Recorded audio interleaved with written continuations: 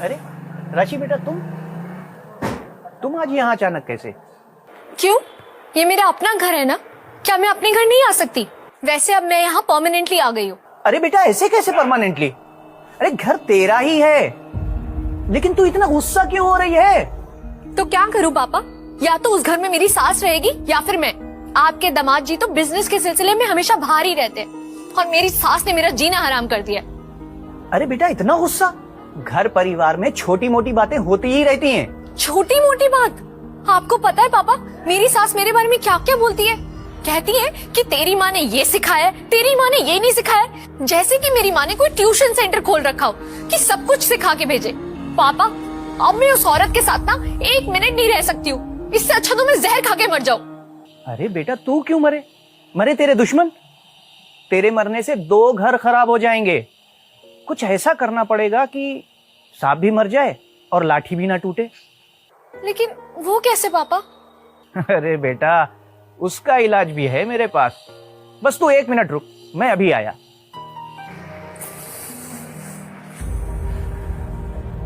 ये ले बेटा, इसमें लड्डू है। इससे क्या होगा पापा? इससे तेरी सांस वाली समस्या जड़ से खत्म हो जाएगी। इसमें मैंने स्लो पॉइजन मिला दिया है। तुझे कुछ भी करके कैसे भी इसका 1 लड्डू रोज अपनी सास को खिलाना है। उसके बाद देख तू होगी घर की मालकिन और तेरी सास का नामो निशान खत्म। सच में ऐसा हो जाएगा क्या पापा? हाँ बेटा, कैसे भी करके 1 लड्डू अपनी सास को रोज खिला देना। थोड़ा प्यार दिखाना अपनी सास को और लड्डू खिला देना, फिर देख। आप चिंता मत करिए पापा, ये लड्डू मैं बहुत प्यार से अपनी सास को खिलाऊंगी। आखिर आपकी बेटी हूँ। ध्यान रखना बेटा, इज्जत का सवाल है, किसी को कानों कान खबर नहीं होनी चाहिए। चल तू बैठ, थोड़ी देर में तेरी माँ बाजार से आने वाली होगी। नहीं पापा, अभी तो मैं जल्दी में हूँ, माँ से बाद में आके मिल लूंगी। और वैसे भी अभी मुझे अपनी सास का इंतजाम करना है।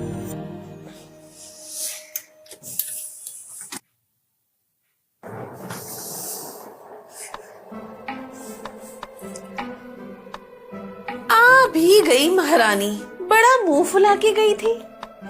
नमस्ते मम्मी जी। ठीक है, रहने दे। अरे मम्मी जी, आप भी क्या नाराज होते हो? गलती हो गई ना मुझसे। वो माँ ने ये लड्डू बनाए थे ना, तो पापा ने कहा था कि अपनी सास के लिए भी ले जाओ, यही तो लेने गई थी मैं। रहने दे, मुझे मत सिखा। इतना बड़ा सूटकेस लेकर ये लड्डू लेने गई थी?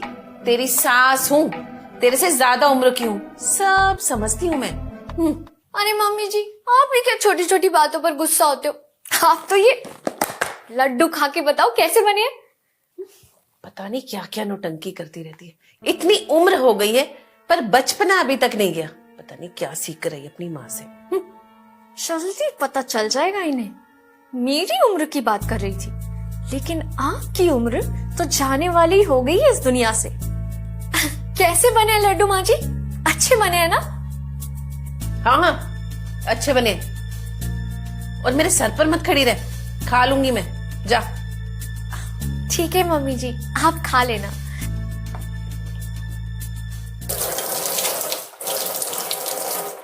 अरे मम्मी जी, इतनी सर्दी में आप बर्तन क्यों धो रही हैं? मैं धो देती हूँ ना।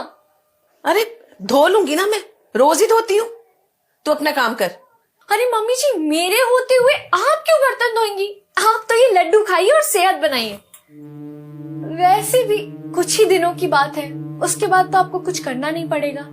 कुछ नहीं करना पड़ेगा? मतलब क्या है तेरा? अरे मेरा मतलब है मम्मी जी, तब तक मैं अच्छे से सारा काम सीख जाऊंगी ना। ठीक है, कर ले।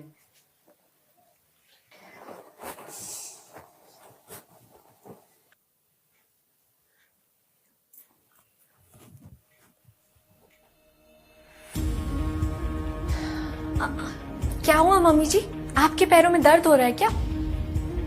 लाइए, मैं तेल लगा देती हूँ। नहीं, कर लूंगी मैं, तू जा। लाइए ना।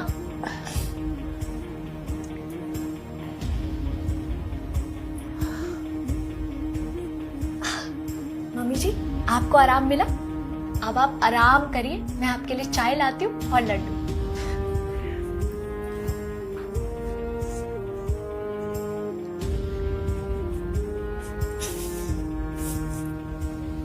ये लीजिए मम्मी जी चाय। हाँ, हो गई ना बीमार, सारा दिन काम में लगी रहती है, अपना ख्याल ही नहीं रखती। ये लो गर्मा गर्म अदरक वाली चाय पी।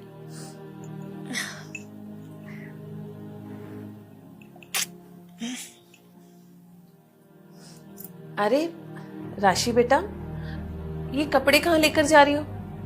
चुपचाप सारे कपड़े अंदर रख दो। अभी तबीयत ठीक है नहीं तुम्हारी, जब तबीयत ठीक हो जाएगी तब धुल जाएंगे कपड़े।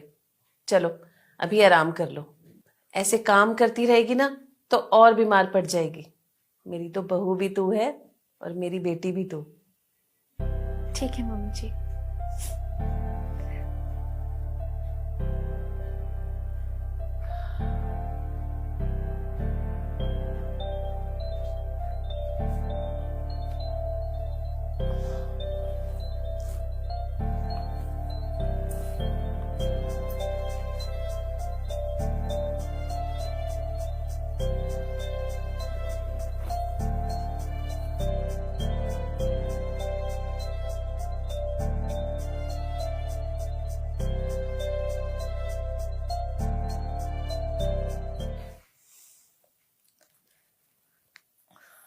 पापा हमसे बहुत बड़ी गलती हो गई। क्या हुआ बेटा, किसी को पता चल गया क्या? नहीं पापा, किसी को कुछ पता नहीं लगा, लेकिन मुझे पता लग गया कि गलती मेरी थी।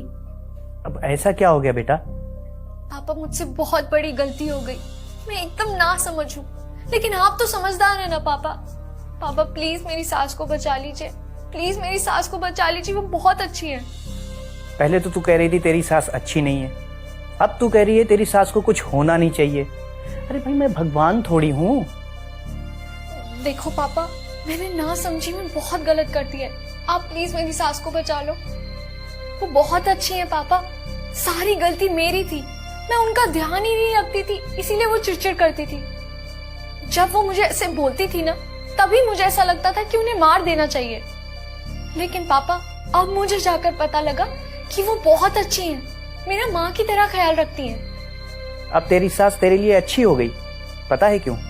क्योंकि तू अब उसका ध्यान रखती है। देख बेटा, जब दो बर्तन घर में होते हैं तो उसमें आवाजें होती हैं, और ये तो इंसानी रिश्ते हैं, इनमें तो खटपट होती ही रहती है। देख बेटा, अगर रिश्ते निभाने हैं ना तो एक को नरम होना ही पड़ता है, और जब एक नरम होता है तो दूसरा अपने आप एक ना एक दिन नरम हो ही जाता है।